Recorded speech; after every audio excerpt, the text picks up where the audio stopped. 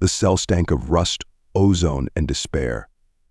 Alira sat hunched on the cold, metallic floor, her crimson skin dull under the dim, flickering light. Her long, blue hair fell over her face like a veil, hiding her hollowed eyes. The mining colony of Drather was as merciless as the crime lord who ruled it, and the fortress she now called her prison reeked of his malevolence. She traced the sharp-edged collar around her neck, its faint hum reminding her of the power it sapped from her. The psychic suppression device was an abomination, a crude invention of the slave markets designed to turn even the strongest telepath into a docile prisoner. Once she could feel the world around her in waves of emotion, hear whispers of thoughts as clearly as spoken words. Now her mind was a dark, silent void, and she was alone. Alira wasn't just any Cathari. Her kind, known for their striking appearance and powerful telepathic abilities, had once ruled among the stars. The fall of her people began with an invasion they couldn't foresee, orchestrated by the very galactic council meant to protect them. She had been taken during the purge, her family slaughtered as she watched from the confines of a slave ship. Sold and resold, her value increased with each transaction, her telepathic lineage a rare commodity. Varric Corin had paid the highest price for her, and he intended to make it worthwhile. Corin's goals were never explicitly shared, but Alira had heard enough in whispers between guards to piece together fragments. He wasn't just a slaver. He was a puppet master, a player in the galactic underworld with ambitions far beyond Drather's barren wastes. Alira was his tool, meant to be conditioned until she was useful. Whether that meant breaking her for her obedience or bending her abilities to serve his schemes, she didn't know. She only knew one thing: Corin's games always ended in death. The hiss of the cell door jolted her from her thoughts. Her muscles tensed as a figure entered. Not a guard. His stance was different, his movements precise, silent. He wore no uniform, just a scuffed leather jacket and dark pants that clung to a lean, battle-hardened frame. The dim light glinted off a holstered weapon at his hip. He pulled back his hood, revealing a face carved by years of conflict. His brown eyes scanned the cell, sharp and calculating. There was an edge to his presence, but something about his demeanor felt different. Less like a predator, more like a storm held in check. Alira narrowed her eyes, her voice rasping from disuse. "Who are you?" The man stepped closer, his boots soundless on the floor. "Jadon," he said, his tone low and clipped. "I'm getting you out." And Alira stared at him, her lips curling into a bitter smile. "And why would you do that? Do you know what happens to people who defy Corin?" "I'm not here for Corin," Jadon replied, his gaze steady. "And I don't have time to explain. If you want to live, you'll come with me? Now." She didn't move. Her instincts screamed for caution. Why me? There are dozens of others locked up here. Why not free them? Jadon's jaw tightened, a flicker of something unreadable crossing his face. "I don't have the luxury of saving everyone. You're the priority." The words hung in the air, heavy with implications she couldn't untangle. She hated how tempting they sounded, hated how her chest tightened at the thought of escape. "And if I refuse?" she asked, testing him. He stepped closer, his voice dropping to a dangerous whisper. "Then you die in this cell. Corin won't keep you as a decoration forever." The mention of Corin snapped her resolve. She rose slowly, her legs shaky, wings pressing against her back for balance. Even tattered and broken, they still carried fragments of their former elegance. "Fine," she said, glaring at him. "But if this is a trick, you'll regret it." Jadon gave a curt nod and turned toward the door. "Stay close. And keep quiet." The fortress was a labyrinth of metal and shadows. Jadon moved with practiced efficiency, his steps silent, his posture coiled like a predator ready to strike. Alira struggled to match his pace, her bare feet aching against the cold floor. She felt the weight of the suppression collar growing heavier, its buzzing almost a taunt as she longed to reach out psychically, to sense their pursuers. The corridors seemed to close in around them, the hum of distant machinery a constant backdrop. Guards patrolled the area in pairs, their boots echoing ominously. Jadon led her through side passages and maintenance shafts, his every move calculated. Alira's breath came in short, shallow gasps, her body weaker than she'd realized after weeks of confinement.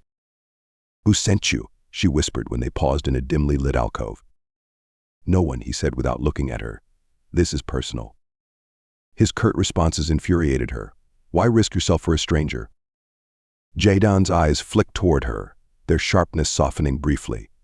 "Because someone once did the same for me, and I owe it to them." Before she could ask more, The sound of voices approached. Jaden shoved her behind a stack of crates and crouched, drawing a sleek blaster from his belt. Alira's pulse quickened as two guards rounded the corner, their conversation punctuated by laughter. Jaden fired without hesitation.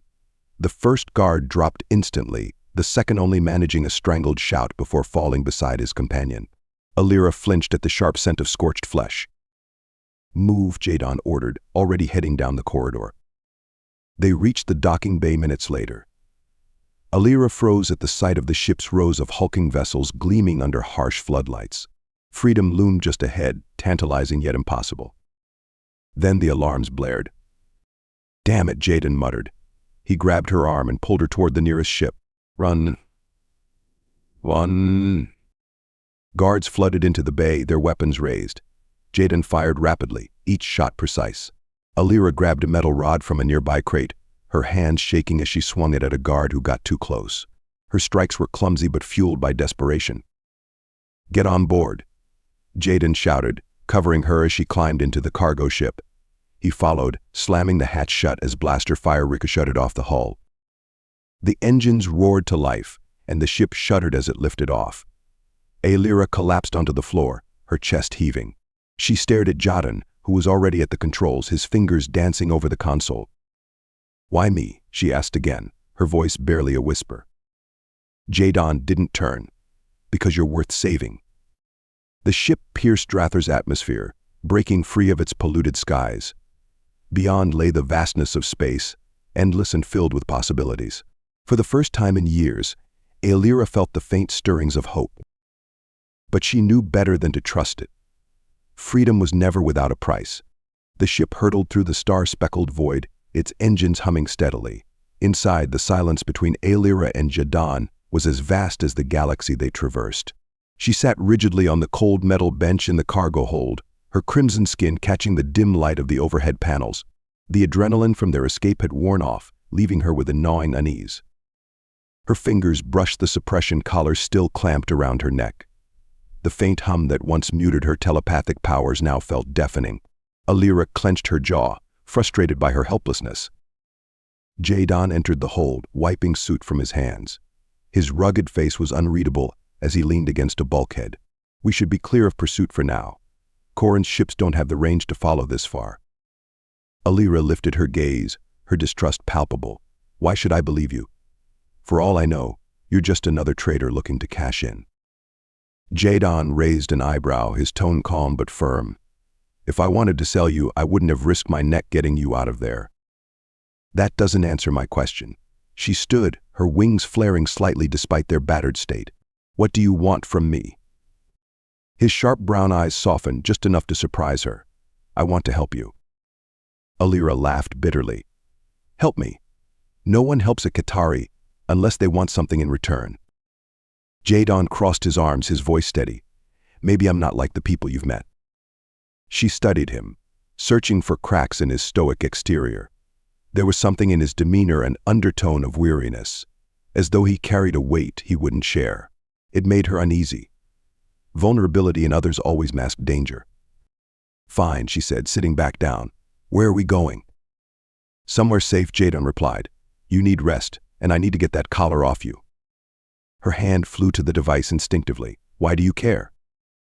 "Because Corrin won't stop looking for you." His expression darkened.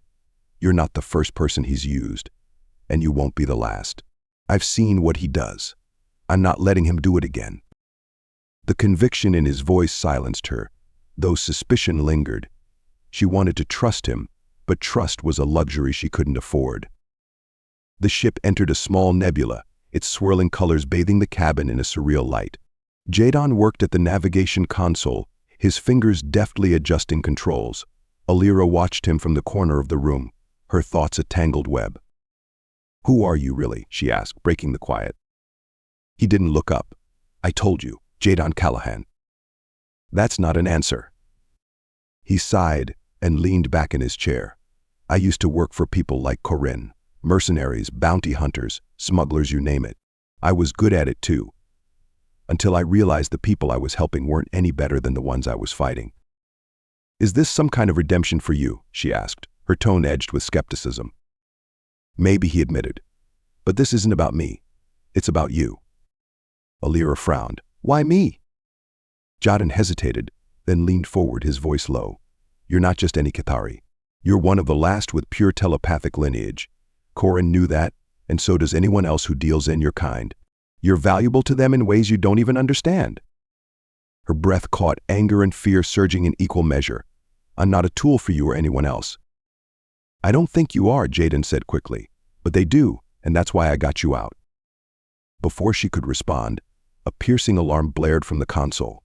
Jaden shot to his feet, his jaw tightening. "We've got company." Alira followed him to the cockpit, her heart racing. The ship's sensors displayed an incoming vessel, its signature unmistakably Corin's. "How did they find us?" she asked, panic creeping into her voice. "Corin has resources," Jaden said grimly. "He must have tagged you somehow." Alira touched the collar around her neck. "The suppression device?" Jaden nodded. "Probably. We'll deal with it later. Right now we need to outrun them." The ship shuddered as blaster fire streaked past its hull. Jaden's hands flew over the controls, steering them into the nebula's dense clouds.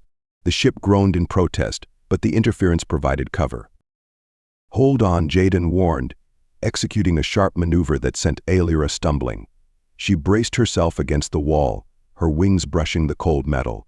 The ship dived deeper into the nebula, its engine straining against the turbulence.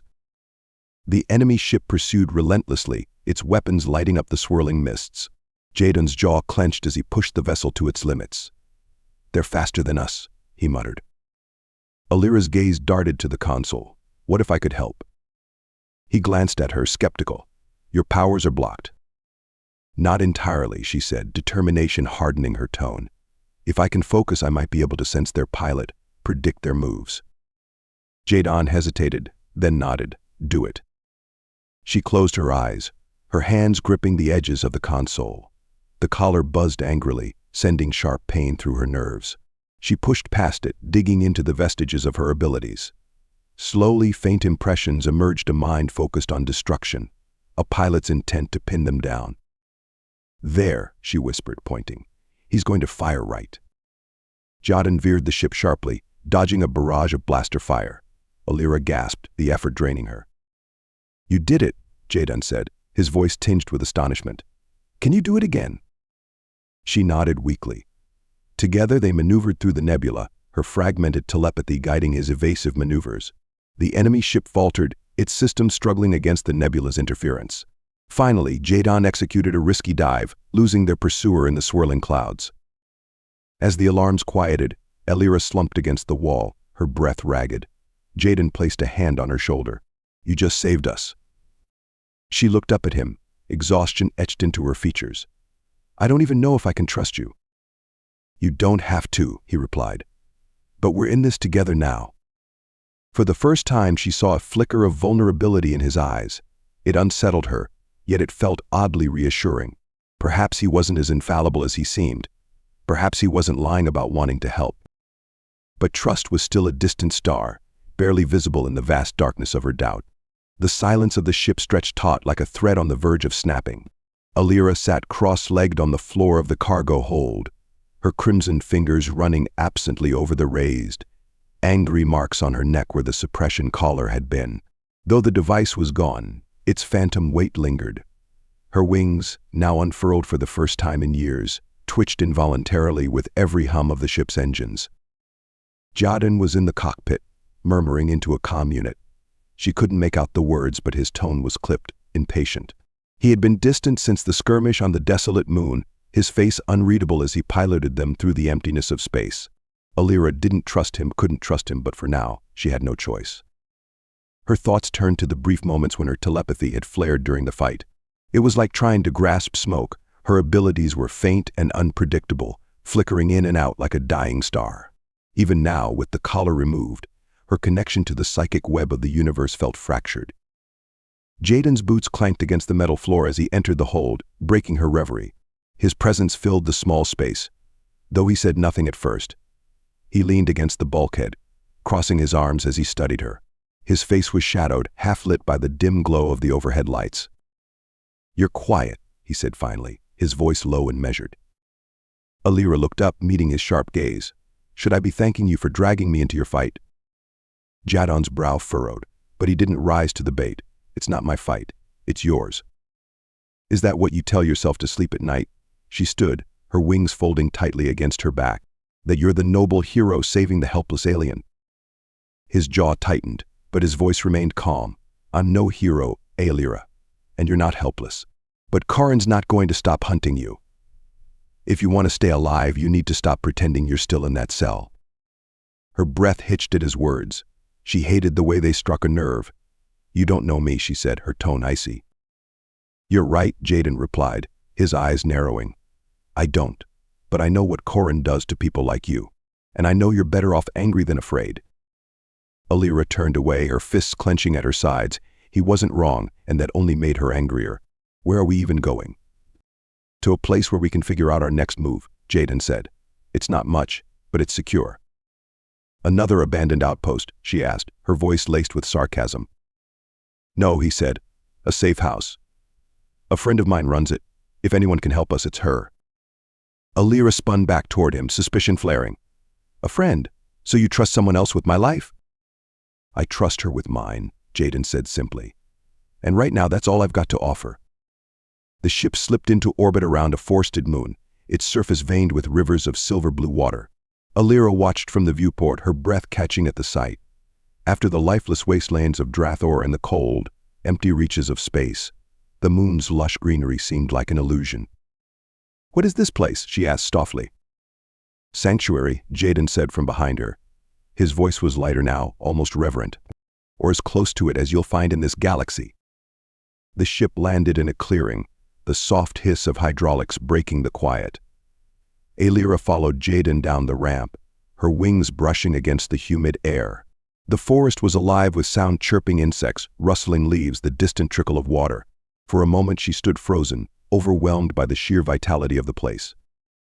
Don't get too comfortable, Jaden said, nodding toward a narrow path. We're not alone here. They followed the trail to a small, camouflaged structure nestled among the trees.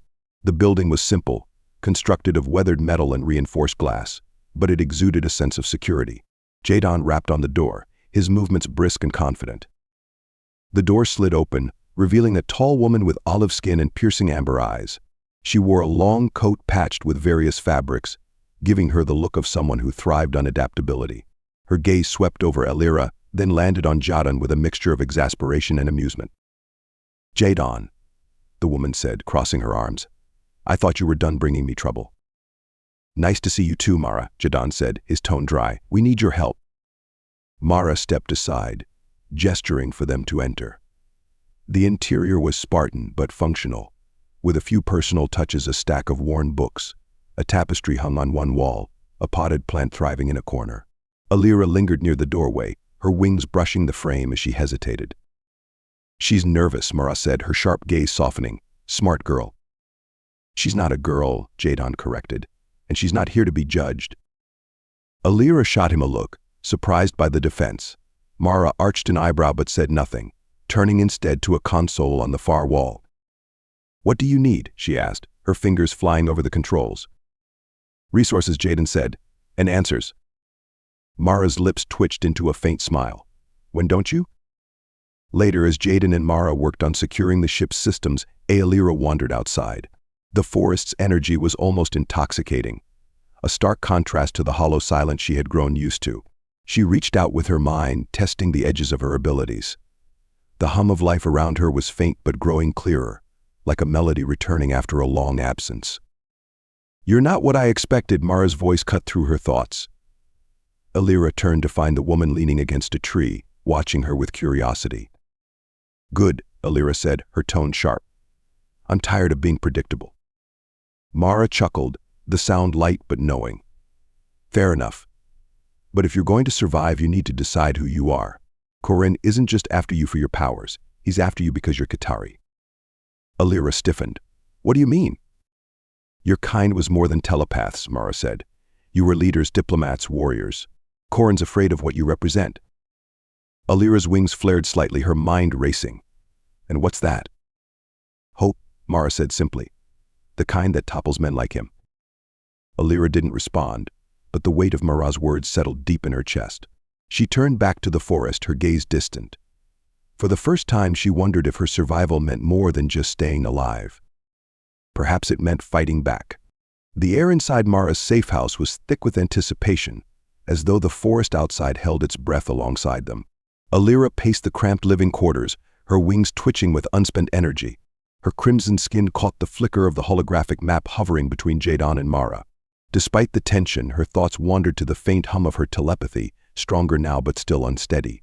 The weight of responsibility sat heavily on her chest, a constant reminder of how far she had to go. "We don't have time to play it safe," Jadon said, pointing to a glowing red sector on the map. His voice carried the steel edge of urgency. "Corin's forces are already closing in on refugee routes. If we wait, they'll have more captives and more leverage." Mara crossed her arms, her amber eyes narrowing. "And if you rush in without a plan, you'll only get yourselves killed." Alira stopped pacing, her wings spreading slightly as she turned to face them. "What's the alternative? Stand by and watch them suffer." "You said it yourself, Mara. Corin's consolidating power. We have to do something." Mara shook her head, her expression a mixture of frustration and resignation. "You think I don't want to help? This isn't about what's right. It's about what's possible." Jadon leaned forward, his tone resolute. "We've made it this far because we didn't give up. We're not stopping now." Alira's gaze flicked between them, her chest tightening. She wasn't used to people fighting for her cause or for her. It stirred something unfamiliar, something dangerous. She cleared her throat, pushing the thought aside. "If we don't act, we lose the chance to save them," she said. "What's the point of surviving if we let Corin win?" Mara sighed and gestured to the map. "There's a transport ship scheduled to leave a nearby planet in 2 days.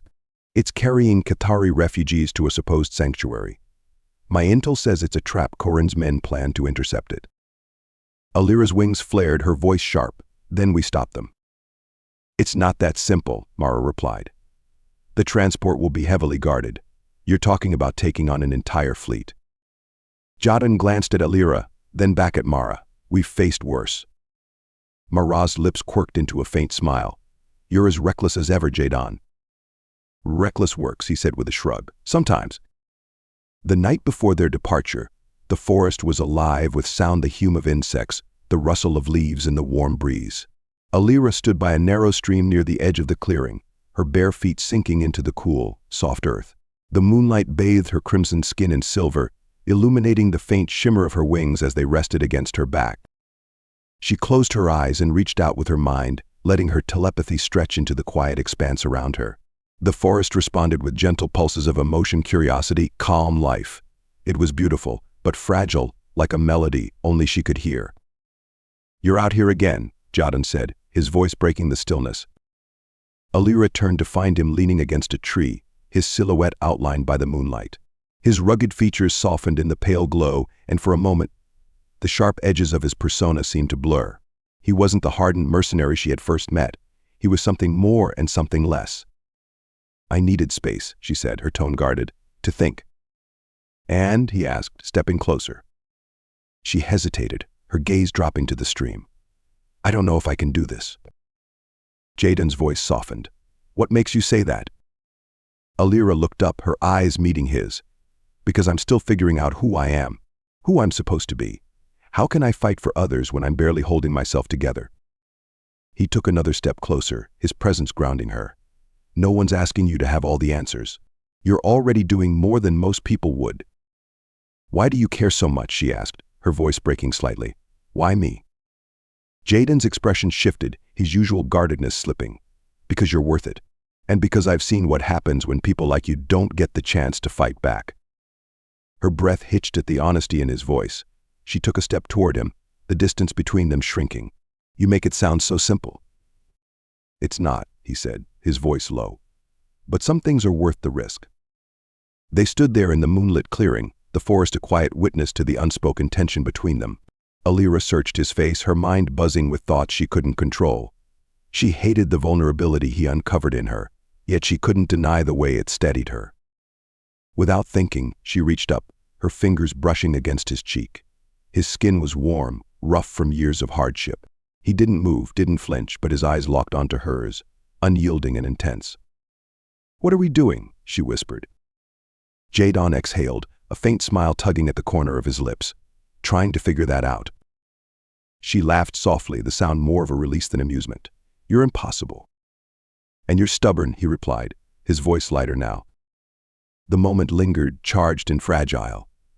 Lyra stepped back, her wings brushing against the tree behind her. "We should get some rest. Tomorrow's going to be complicated." Jadon nodded, but his gaze lingered on her for a moment longer. "Yeah, complicated." As he turned and walked back toward the safe house, Lyra stayed behind, staring at the stream. Her heart was racing, her thoughts spinning. For the first time in a long time, the walls she had built around herself felt less like armor and more like chains. And she wasn't sure if she wanted to keep them. The ship moved silently through the void, its engines purring softly as Jadon piloted with practiced precision. Lyra sat in the co-pilot's seat, her eyes fixed on the glowing controls, though her mind was far from the task at hand. Her crimson fingers tapped rhythmically against the armrest, a small but telling sign of her unease. "Relax," Jadon said without looking at her. "You're going to wear a hole in that chair." "I'll relax when we're not walking into a trap," Lyra replied. Her wings twitched slightly, brushing the back of the seat. "This feels too easy." Jadon smirked faintly. "Since when has anything been easy for us?" She wanted to argue, but he had a point. Their entire journey had been a series of close calls, each one a little more desperate than the last. But something about this mission felt different. She couldn't shake the nagging feeling that they were missing something, like a puzzle with one crucial piece left out. The comm unit crackled, and Mara's voice came through sharp and steady. "You're nearing the target zone. The transport is still on schedule, but you won't have much time once they intercept it." "Understood," Jadon said, adjusting their trajectory. "We'll handle it." Lyra leaned forward, her eyes narrowing as the transport ship came into view on the scanner. It was a hulking vessel, its exterior patched and weathered from years of use. It carried no visible weapons, a clear sign of its vulnerability. "Do you see them?" she asked. "Not yet," Jadon replied, his tone clipped. "But they're here." As if on cue, 3 sleek fighter ships appeared on the edge of the scanner, their movements precise and predatory. Lyra felt a chill run down her spine. Corrin's hunters were nothing if not efficient. "They're closing in fast," Jadon said, his hands tightening on the controls. "We'll have to draw them off." Lyra nodded, her jaw set. "What's the plan?" Jadon glanced at her, a flicker of hesitation in his eyes. "I'll take the lead. You cover the transport." "No," she said firmly. "We do this together." Before he could argue, the first fighter opened fire, its lasers streaking across the void. Jadon yanked the controls, sending their ship into a sharp dive. Lyra grabbed the edge of the console, her wings flaring instinctively for balance.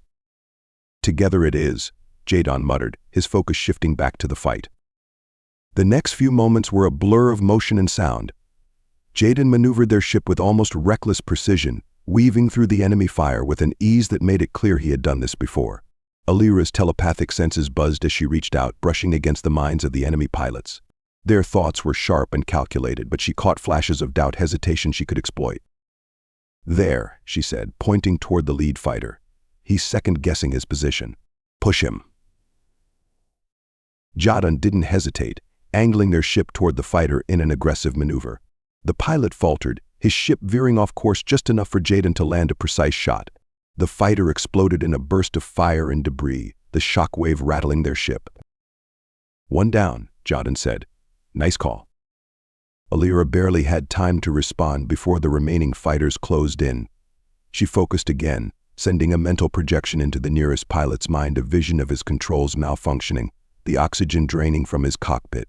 The pilot panicked, his thoughts chaotic as he abandoned formation. Jadon took advantage of the opening, disabling the second ship with another well-placed shot. The final fighter retreated, its pilot unwilling to face them alone. Lyra exhaled, her body sagging with relief. "It's not over yet," Jadon said, his voice grim. "Look." She followed his gaze to the transport ship. A larger vessel had appeared, its sleek design unmistakably Corrin's. The ambush wasn't just a hunt, it was a coordinated operation. "That's not a patrol ship," Lyra said, her voice tight. Jadon's expression darkened. "He's here." The word sent a ripple of fear through her, but she pushed it down. "Then we finish this." They docked with the transport ship under the cover of the larger vessel's distraction. Inside, the air was heavy with tension. The Qatari refugees huddled in small groups, their bioluminescent eyes wide with fear. Alira's heart clenched at the sight. "Everyone listen," she said, her voice firm but calm. "We're here to help. Stay quiet and follow our lead."